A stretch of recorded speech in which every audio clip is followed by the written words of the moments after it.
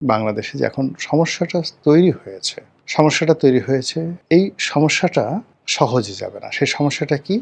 আপনি দেখেন আজকে মায়ানমার ২০টি সংগঠন যুদ্ধ করছে এবং সেই যুদ্ধটা সেই ৮০-র দশক থেকে, তা ৮০, ৯০ মানে কত? প্রায় ৫০ বছর ধরে ধরুন তারা এই পারস্পরিক যুদ্ধ করছে।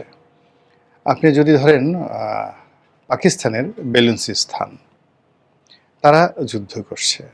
কাশ্মীর ৭০ বছর ধরে যুদ্ধ করছে। ভারত রাষ্ট্র মানে নরেন্দ্র মোদী সরকার প্রায় ৮ লাখ সৈন্য, 8 লাখ সৈন্য কাশ্মীরে ২ বছর কারফিউ দিয়ে এই ৮ লাখ সৈন্য সেখানে ডিপ্লয় করে রেখেছিল, কিন্তু কাশ্মীর সমস্যার সমাধান হয়নি।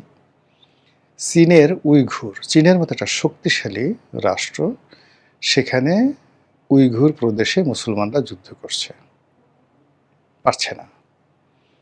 তারপরে ফিলিপিন্সের মুসলমানরা যুদ্ধ করছে, পারছে না, চেষ্টা করে পারছে না। ইভেন বহু বছর যুদ্ধ করছে আইরিশরা ইংল্যান্ডের বিরুদ্ধে, সেখানে আয়ারল্যান্ডকে আলাদা সুযোগ সুবিধা দেওয়া হয়েছে, কিন্তু তারপরেও এখনও পর্যন্ত সমস্যার সমাধান হয়নি।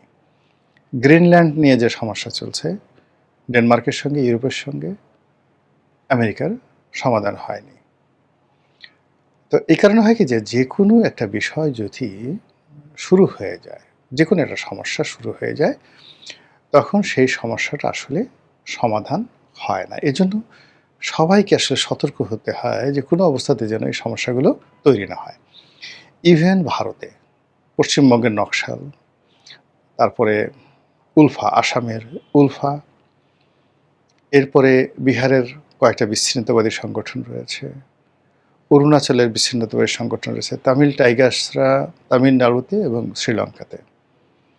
সেই তামিল টাইগার্সদের কারণে শ্রীলঙ্কার কয়েকটা প্রেসিডেন্ট মারা গেল, রাজীব গান্ধী মারা গেলেন, কিন্তু সেই সমস্যার এখনও সমাধান হয়নি। তো সেই দিক থেকে এই যে বাংলাদেশে যে এখন সমস্যাটা তৈরি হয়েছে, এই সমস্যাটা সহজে যাবে না। সেই সমস্যাটা কি?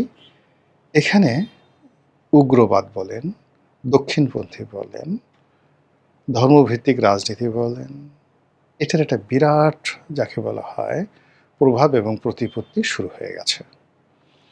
এখন যারা এটার সাথে জড়িত, তাদের ব্রেন ওয়াশ হয়ে গেছে। তারা মনে করছে যে এই কাজ করলে জান্নাতে যাওয়া যাবে, এই কাজ করলে হযরত উমর হওয়া যাবে, এই কাজ করলে খালিদ বিন ওয়ালিদ হওয়া যাবে, এই কাজ করে যদি মারা যাই শহীদ হওয়া যাবে, আর এই কাজ করে যদি আমরা বেঁচে যাই তাহলে আমরা গাজী হয়ে যেতে পারবো।